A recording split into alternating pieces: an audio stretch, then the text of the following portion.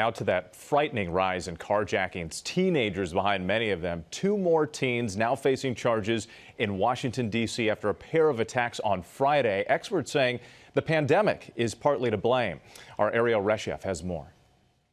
This morning, law enforcement warning of an alarming spike in carjackings nationwide. In Los Angeles Monday, a suspect stealing a car, colliding with another vehicle, then slamming into a tree. And earlier this month, Barstool Sports founder Dave Portnoy was shooting a video on the streets of Chicago, catching a car theft in progress on camera. That guy just got carjacked. In January, a carjacking suspect assaulting a woman at a Maryland gas station, then taking off.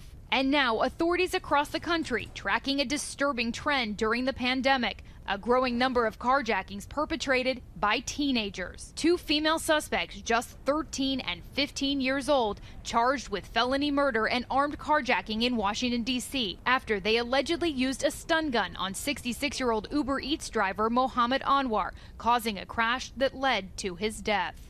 It's more than tragic. I don't even know if that word describes what happened. It's senseless.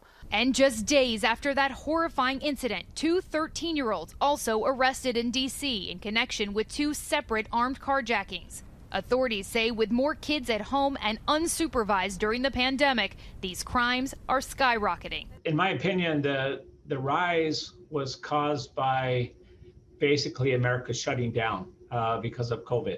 Gave the kids a lot more opportunity, a lot more free time on their hands.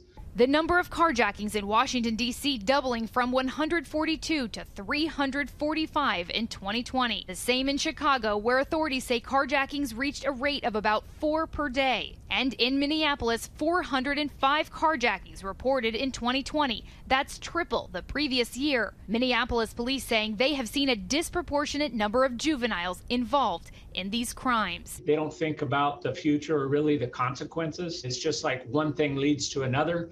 And so people get hurt and people die.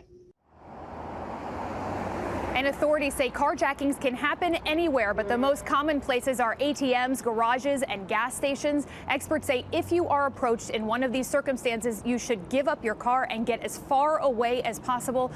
Your car obviously can be replaced, and you can't. Guys?